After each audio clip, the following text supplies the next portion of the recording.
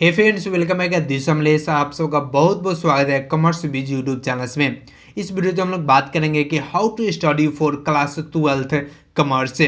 सिर्फ commerce students के लिए बात करेंगे क्योंकि सभी सब्जेक्ट को हम डिटेल्स में इस वीडियो में बताने वाले हैं कि कौन से सब्जेक्ट को कितना पढ़ना चाहिए, किस तरह पढ़ना चाहिए कि अच्छा नंबर स्कोर हो और फ्यूचर में इसका क्या यूज होगा और किस तरह फ्यूचर में आपको यह फ़ायदा देने वाला है।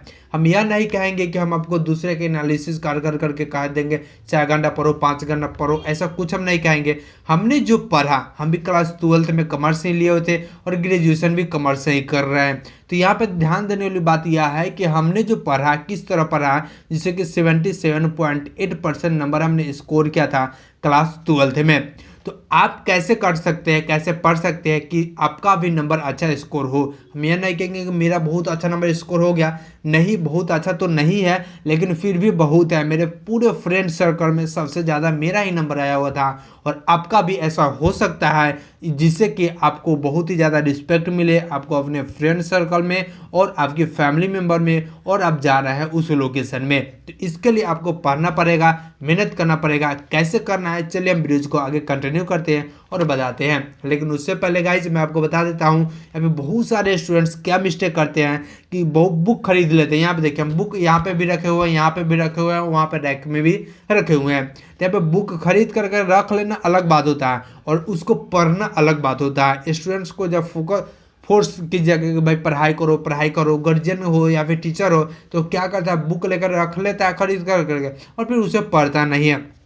बुक लेकर खरीद कर रख लेना पढ़ाई नहीं हो जाता है। गाइस, ऐसा सोच रखना बहुत ही बुरी बात है। ऐसा सोच रखते हैं तो आप जीवन में कभी भी आगे सक्सेस नहीं हो पाइएगा। सक्सेस होने के लिए आपको पढ़ाई करना पड़ेगा, मेहनत करना पड़ेगा। तो चलिए हम आते हैं अपने टॉपिक्स पे कि कौन से सब्जेक्ट को किस तरह पढ़ना चाहिए ताकि आपका नंबर अच्छा स्कोर हो जाए।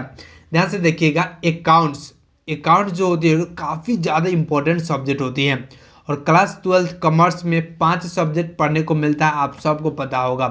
5 सब्जेक्ट में सबसे ज़्यादा जो मेन प्रायोरिटी हम कहेंगे देने के लिए वह होगा अकाउंट्स की, क्योंकि अकाउंट्स सब्जेक्ट को अगर आप अच्छी तरह से जो 11th 12th में पढ़ लेते हैं, 12th में पढ़ लेते हैं तो आपका मेन बेस है ना वो कंप्लीट हो जाता है। क्योंकि यहाँ पे क्लास 12th की बात करें तो इसमें 11th की बात करें तो इसमें जो अकाउंट्स की पढ़ाई होती है वो मेन होती है, जो कि कॉमर्स का जो मेन बेस होता है ना वह अकाउंट्स ही होता है ना, और 11th 12th ही होता है।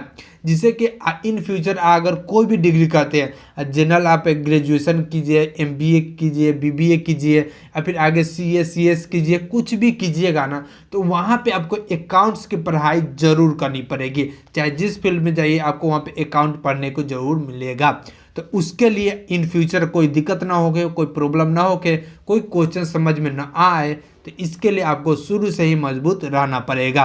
तो अकाउंट्स को मेन प्रायोरिटी दीजिए और अकाउंट्स को यहाँ पे रटिए नहीं, रटने वाला चीज़ नहीं होता, उससे प्रैक्टिकल बनाइए। 1-2 बार बनाइएगा तो वह सॉल्व हो जाता है। बहुत ही ईजी अकाउंट्स है, वहाँ पे ज़्यादा हार्ड नहीं है। उसके अलावा दूसरा मेन प्रायोरिटी हम जो कहेंगे देने के लिए वो बीएसटी को होगा, बिजनेस ऑर्गेनाइजेशन से। यहाँ ध्यान से देखिएगा, बिजनेस ऑर्गेनाइजेशन क्या होती है कि डे टू डे लाइफ से आपका रिलेटेड होती है और इन फ्यूचर्स आगे भी कई सारे टर्मोलॉजी में, कई सारे सब्जेक्ट में या टॉपिक्स आपको देखने को मिलेगा, पढ़ने को मिलेगा, जिससे कि काफ़ी आपको यूज़फुल होगा, आपको फ़ायदा होगा। डे टू डे क्यों होता है, क्योंकि हम शुरू से जब सूत करके उठते हैं तो मॉर्निंग से लेकर के इवनिंग तक, नाइट तक बिजनेस से चलते रहता है। आपके आसपास में सभी जगह बिजनेस चलता है, जो भी काम होता है वो बिजनेस से ही है, कॉमर्स ही है। तो यहाँ पे इसको आप डिलाई कर देते हैं, इसको आपको समझ में नहीं आता है, तो जनरली जो चलता है वो चलने देते हैं। लेकिन वहीं आप पढ़ाई कर रहे हैं तो उसे अंडरस्टैंड कीजिए, उसे समझिए और उसे आप practical day to day life में यूज कीजिए। और पढ़ाई की बात करें तो यहाँ पे इस पर भी ज़्यादा आपको फोकस करने की ज़रूरत है, मतलब कि रेगुलर बेसिस पे पढ़ने की ज़रूरत है। यहाँ पे ऐसा नहीं कि हम एक दिन खूब जोश में आए तो 4 घंटा 5 घंटा 10 घंटा बीएसटी को पढ़ लिए, चाहे अकाउंट्स को पढ़ लिए और कल से परसों से फिर हम गैप हो गए। ऐसा कुछ नहीं करना है। 1 घंटा ही पढ़िए, आधा घंटा ही पढ़िए, 10 मिनट ही पढ़िए, लेकिन रेगुलर पढ़िए, रोज़ पढ़िए, ताकि रोज़ आपके दिमाग में वह घुसता ही रहे। तो ऐसे ही स्टूडेंट्स आगे चल कर करके बढ़ पाते हैं। बात करें नेक्स्ट सब्जेक्ट की तो यहाँ पे आता है ईपीएस एंड इकोनॉमिक्स से। बहुत सारे स्टूडेंट्स ईपीएस से लेते हैं तो बहुत सारे स्टूडेंट्स इकोनॉमिक्स से लेते हैं, लेकिन दोनों सब्जेक्ट काफ़ी ज़्यादा इंटरेस्टिंग है, बहुत ही ज़्यादा अच्छा है। इकोनॉमिक्स में अगर बात करें तो इकोनॉमिक्स में आपको बहुत चीज़ ऐसे पैसे से रिलेटेड जानने को मिलेगा कि अब भारत की अर्थव्यवस्था क्या है, मतलब इंडिया की अर्थव्यवस्था क्या है, इकोनॉमिक्स क्या है, कितने कमाना चाहिए, कितने पैसे हैं, कितने नहीं, मतलब बहुत सी चीज़ें इंटरेस्टिंग चीज़ आपको जानने को मिलेगा। यहाँ पे ध्यान से देखिएगा कि हम भी जब लास्ट ईयर में एग्ज़ाम देने गए हुए थे, मतलब कि लास्ट ईयर अपना ग्रेजुएशन का एग्ज़ाम देने गए हुए थे, तो वहाँ पे एक पैसे की बात आया हुआ था कि इंडिया में कितने % पैसा कितने के पास है। तो यहाँ पे एक चीज़ जानने को मिला, बहुत ही मज़ा आया ये चीज़, क्योंकि हालांकि मेरा इंटर में ईपीएस से था, इकोनॉमिक्स से नहीं था, लेकिन यह बात बहुत अच्छा लगा हमको जान करके, क्योंकि यहाँ पे जो आया हुआ था सॉल्यूशन मतलब क्वेश्चंस में, और यह मतलब उसका सॉल्यूशन में यह पढ़ने को हमको मिला हुआ था कि इंडिया के जो 98% जो मतलब 80% जो मनी है, पैसा 90 के इंडिया में 100 में से 80% जो मनी है वो 98% आदमी के पास नहीं है, यानी कि सिर्फ 2% आदमी के पास 80% इंडिया का रुपया है रखा हुआ है, और मतलब कि 20% जो पैसा है वो 98% पर्सन के पास रखा हुआ है। जो काफ़ी अच्छा इंटरेस्टिंग लगा, जो कि मतलब कि है इतने पैसे है, सब दबा दबा करके रखता है, तो हम सोचे कि अब किसी पे कोई रहम नहीं करना है।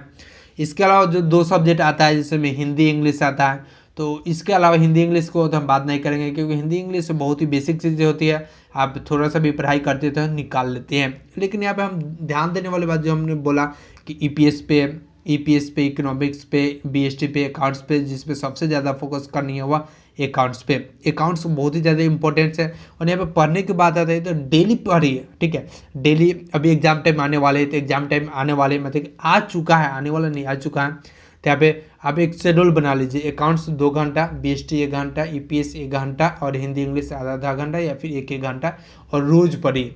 1 महीना पहले भी अगर आप रोज़ इस शेड्यूल्स पर पढ़ना स्टार्ट कर देते हैं तो आपका 100% है कि आपको फर्स्ट डिवीज़न कोई नहीं रोकेगा। लेकिन डेली पढ़ते हैं, समझ करके पढ़ते हैं, तो ऐसा नहीं कि 2 दिन पढ़े, 1 दिन गायब हो गए, तीसरे दिन गायब हो गए, चौथे दिन गायब हो गए, 5वें दिन पढ़े, फिर 2 दिन गायब हो गए, ऐसा पढ़ते हैं तो आपका अच्छा नंबर स्कोर नहीं होगा। ध्यान से देखिएगा, रेगुलर पढ़ने से फ़ायदा क्या होता है। रेगुलर अगर आप पढ़ाई करते हैं तो यहाँ पे फ़ायदा बहुत सारी चीज़ें होती है, जैसे मैं आज हम पढ़ें, कल हम दूसरे टॉपिक्स को पढ़ेंगे, परसों हम दूसरे टॉपिक्स को पढ़ेंगे। तो अलग अलग टॉपिक्स को पढ़ने से क्या होता है कि वहाँ पे आपको वह पहले हुए टॉपिक्स तो उस समय आप भूल जाते हैं, लेकिन जब आप एग्ज़ाम में जाते हैं वह क्वेश्चंस आपके सामने आता है, तो क्वेश्चन सामने आते ही आपके दिमाग में आ जाता है कि इसका आंसर यह होगा।